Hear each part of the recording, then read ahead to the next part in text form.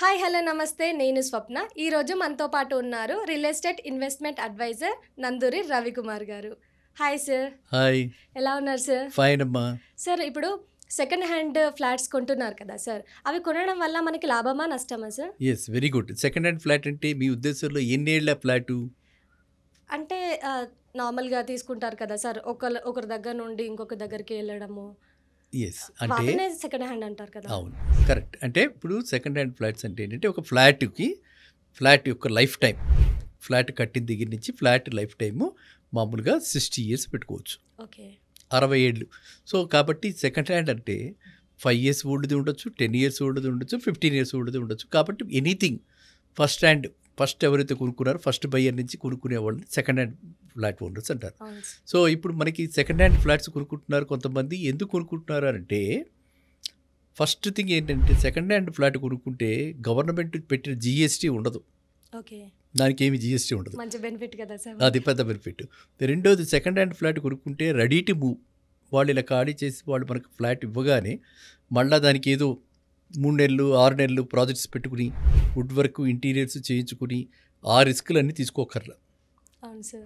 కదా. అవును. మూడోది ఇంకా చాలా ముఖ్యమైనది ఏంటంటే ఫస్ట్ హ్యాండ్ ఫ్లాట్ కంటే సెకండ్ హ్యాండ్ ఫ్లాట్ అంటే బిల్డర్ దగ్గర నుంచి కాకుండా ఇలా ఆల్రెడీ ఇంకొకళ్ళు కొనుక్కున్న వాళ్ళ దగ్గర నుంచి మనం కొనుక్కుంటున్నప్పుడు ఈ రెండింటి మధ్యన ఏజ్ ఆఫ్ ది బిల్డింగ్ అంటే 5 year old 10 year old పట్టి మనకి చాలా తక్కువ రేటుకి వస్తుంది. ఓకే ఒక అదే ఏరియాలో కొత్త ఫ్లాట్ 10,000 రూపాయలు ఉంటే 5 ఏళ్ళకి అయిపోయినటువంటి ఫ్లాట్ మనకు 6-7 వేలకు వస్తుంది.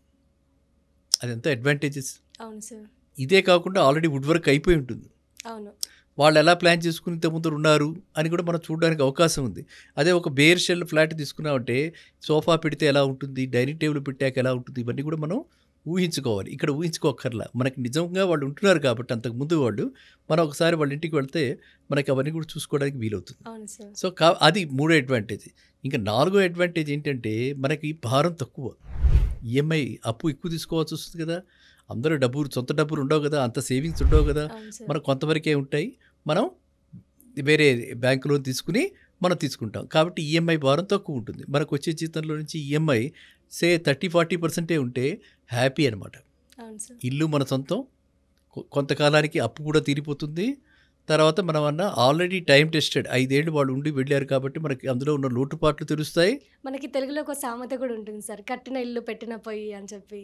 కరెక్ట్.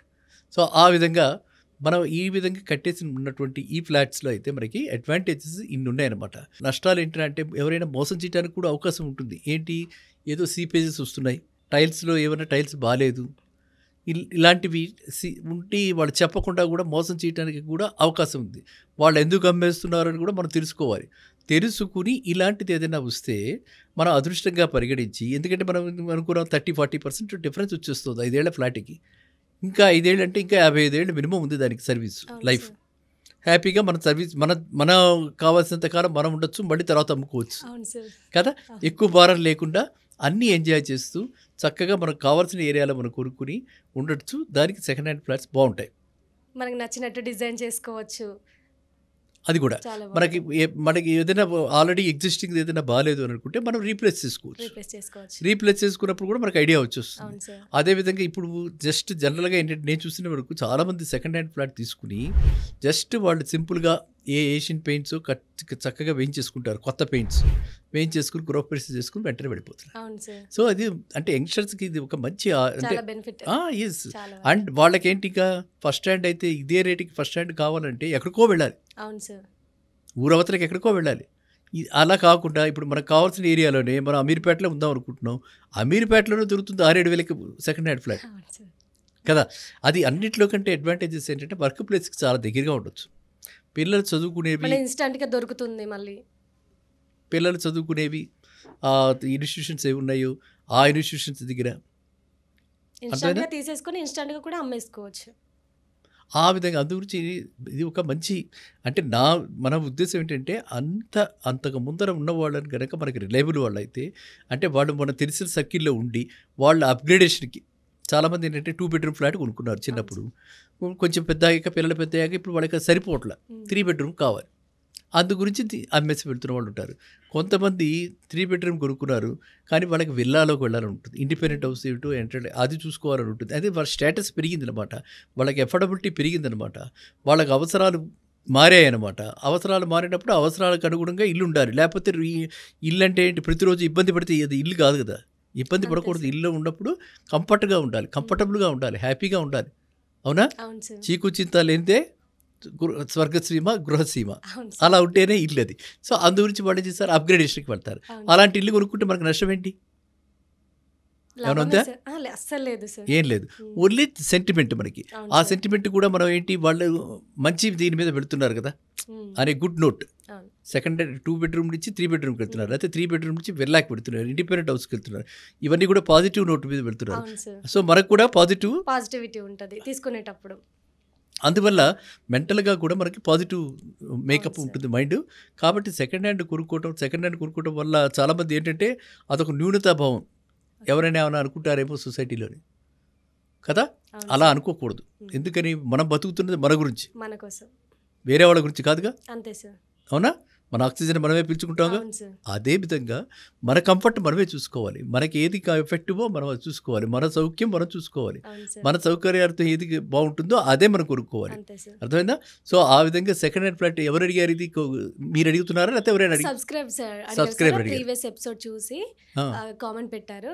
So, okay. అది మిమ్మల్ని సో, అడుగుతున్నాను. Very nice. Very nice. Subscribers కూడా చాలా చక్కటి ప్రశ్న అడిగారు. అవును సో, సార్. మనం ఏంటంటే దీనికి తెలుసుకోవాల్సింది ఏంటంటే, ఫస్ట్ ఆఫ్ ఆల్ ఇలాంటి సెకండ్ హ్యాండ్ ఫ్లాట్స్ వల్ల కాస్ట్ సేవింగ్స్, ₹1,00,00,000 పెట్టి కొనుక్కోవాల్సిన ఒక ఫస్ట్ హ్యాండ్ ఫ్లాట్ ఇలాంటి దానివల్ల మనకి 75,00,000 మినిమం అయితే 25% మనకి సేవింగ్స్ వచ్చేసింది. అవును 25 సార్. ల్యాక్స్ సేవింగ్స్ అంటే ఒక సామాన్య మానవుడికి అది మామూలు విషయం కాదు. అవును ఈఎంఐ సార్. చాలా సేవ్ అయినట్టు కదా!